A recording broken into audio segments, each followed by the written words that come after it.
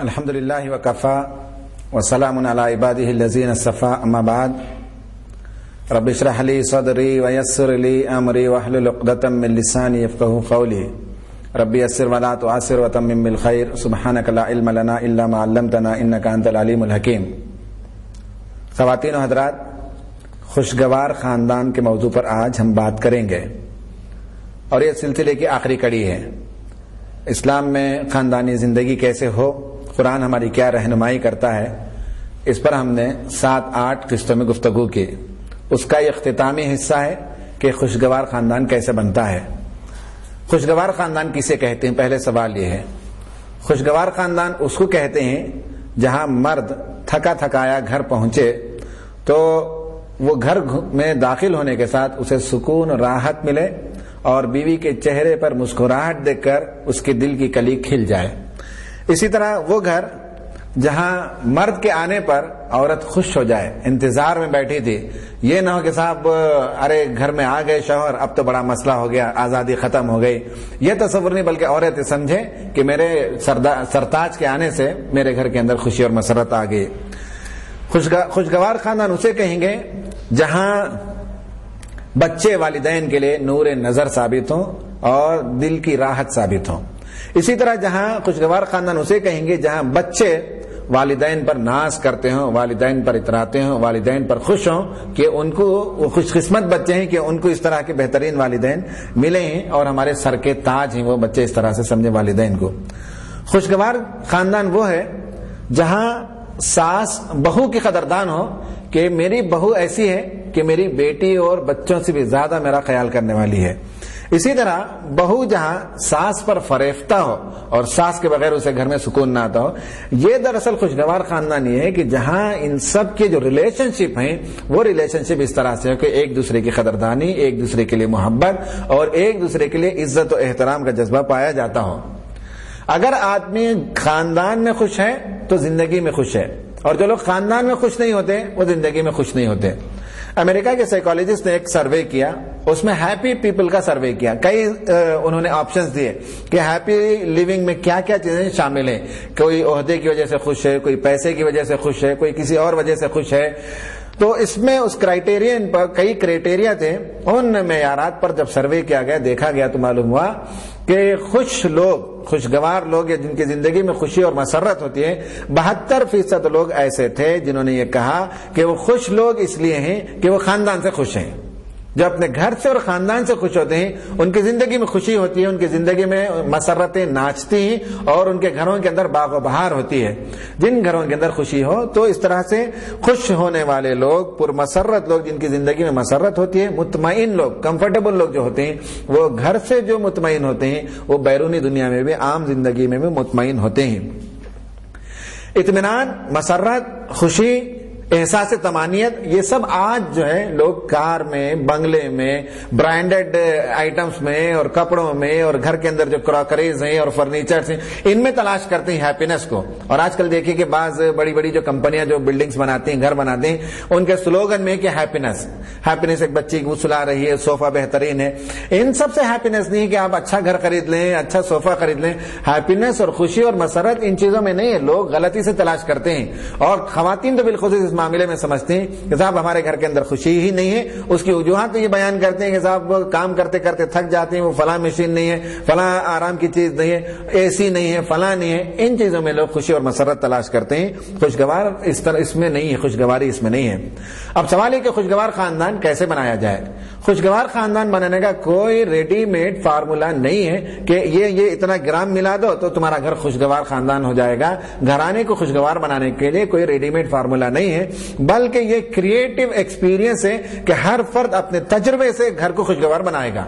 مرد اپنا نیا تجربہ کرے گا، عورت اس کے ماحول میں ایک نیا تجربہ کرے گی، بچے ایک نیا تجربہ کریں گے، ساس ایک نئے انداز سے جو تجربہ کرے گی۔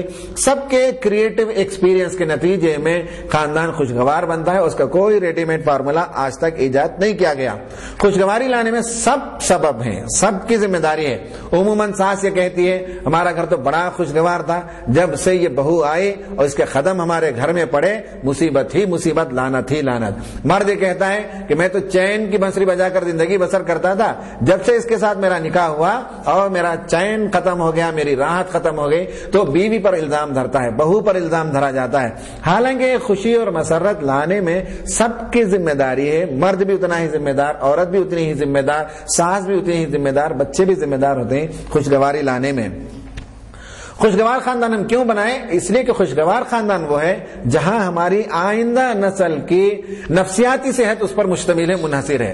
اگر ہمارا گھرانہ خوشگوار ہے, ہیپینس ہے, مسرت ہے, عزت ہے, احترام ہے, چپ خلیج نہیں ہے, لڑائی نہیں, جھگڑے نہیں, تناؤ نہیں, کشیدگی نہیں ہے, تو ایسے گھر کے اندر جو بچے پلتے ہیں نفسیاتی طور پر بہت صحت مند ہوتے ہیں, خود اعتمادی ہوتی ہے, بڑا کانفیڈنس ان میں ہوتا ہے. وہ بچے بہت چالاک بھی ہوتے ہیں, ذہین بھی ہوتے ہیں. اور جن گھروں کے اندر کشیدگی, تناؤ, لڑائی, جھگڑے ہوتے ہیں, ان گھروں کے بچے, ان کے اندر سیلف کانفیڈنس کی کمی ہوتی ہے, انیشیشن کی کمی ہوتی ہے, وہ کوئی اقدام نہیں کر سکتے, ان کے اندر ڈیسیشن میکنگ پاور کم ہو جاتا ہے, وہ فیصلہ نہیں لے سکتے. یہ سب جو ہے کتابوں میں یہ سب چیزیں تجربے سے ثابت ہیں, لکھی ہوئی باتیں ہیں. میں کوئی اپنے ایکسپیرینس سے بھی بات نہیں کرتا, بلکہ یہ ساری باتیں ثابت ہیں کہ سیلف کانفیڈنس کی کمی ہوتی ہے, انیشیشن کی کمی ہوتی ہے, ڈیسیشن میکنگ پاور میں کمی آ جاتی ہے. جن گھروں کے اندر ہمیشہ لڑائی جھگڑے ہوتے ہیں وہاں بچے بجھ جاتے ہیں, وہ کلی جو کھلنا ہے, کھلنے کی بجائے وہ کلیاں مرجھا جاتی ہیں. خوشگوار خاندان اس لیے ضروری ہے کہ آئندہ نسل کی نفسیاتی صحت باقی رہے, برقرار رہے, ترقی پذیر ہو. اس کے لیے ہمارے گھروں کو خوشگوار خاندان بنانے کی ضرورت ہے. بچوں پر ہمارے خاندان کا جو اثر ہوتا ہے کہ اس پر تجربے کیے گئے. ایک بچہ بڑی عمر میں گندمی رنگ سے, جو بیج کلر کہتے ہیں یا بسکٹ کلر کہتے ہیں, اس سے بڑی نفرت تھی. اس کی وجہ دریافت کرتے ہیں, سائیکالوجی سے کرتے ہیں کہ جب بھی کوئی ایشو ہوتا ہے تو سائیکو انالیسس میں بچپن تک اسے ٹریس کیا جاتا ہے اس ایشو کی جڑ کہاں ہے. تو معلوم ہے کہ ایک مرتبہ جب وہ بچہ چھوٹا تھا اور وہ بھوک سے بلبلا رہا تھا, اس کی ماں کسی کام میں مصروف تھی اور ذرا تاخیر کے ساتھ بچہ رو رو کر جب بے حال ہو گیا, تب ماں دوڑے ہوئے آئی اور اٹھا کر اسے چھاتی سے لگایا اور ایک ہلکا سا تماچا پیار سے رسید کیا کہ کمبخت سارا گھر تو نے رو رو کر سر پر اٹھا لیا ہے. اس کے بعد اسے دودھ پلا دیا. معلوم ہے کہ اس وقت اس کی ماں بیج کلر کی یا گندمی رنگ کا کپڑا پہنی تھی, اسے جو اس رنگ سے نفرت ہوئی, اس کے بعد زندگی بھر گندمی رنگ کو پسند نہیں کرتا تھا. بعض اس طرح کے تجربات کو لکھے گئے. معلوم ہوتا ہے کہ بچوں کی نفسیات کے بنانے میں بچپن کا بڑا رول ہے اور گھر کا ماحول ایک اہم کردار ادا کرتا ہے. اس لیے ہمیں چاہیے کہ ہمیں اپنے گھروں کو خوشگوار گھر بنائیں اور ہمارے گھروں کے اندر ہم جو ہے راحت و سکون لانے کے لیے ہم اپنا کردار پیدا کریں. اب ہم دیکھیں گے کہ خوشگواری کے دشمن عناصر کیا ہیں. 4 دشمن عناصر ہیں جس کے نتیجے میں خاندان کے اندر خوشگواری ختم ہو جاتی ہے. خوشگواری ختم ہونے میں جو فیکٹر ہیں ان میں سیاسی جنگوں میں تو بمباری ہوتی ہے.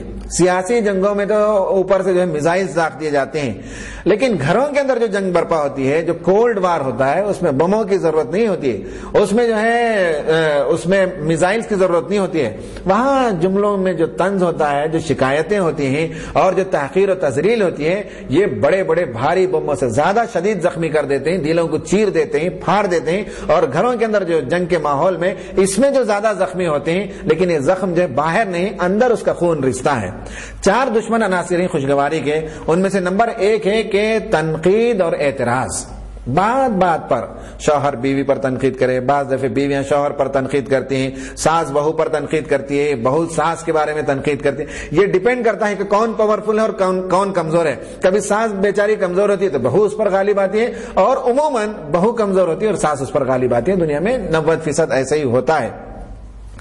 تنقید اور اعتراض دنیا کی سب سے سستی چیز ہے اور ہر بے وقوف انسان تنقید کر سکتا ہے. اسے عقل ہونا لازم نہیں ہے, پڑھا لکھا ہونا لازم نہیں ہے, مہذب ہونا اس آدمی کے لیے لازم نہیں ہے.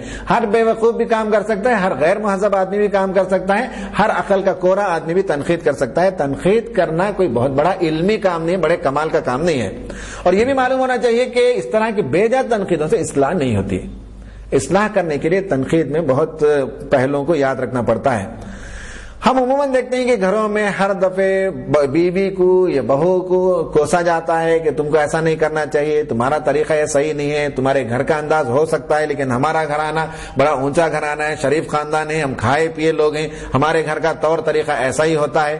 یہ اس طرح کے جو طنز ہوتے ہیں تو اس سے مسئلہ گویا کہ پیچیدہ ہو جاتا ہے, ٹیڑھا ہو جاتا ہے. آگے طنز کیا جاتا ہے, کہا جاتا ہے کہ تم عقل کے دشمن ہو,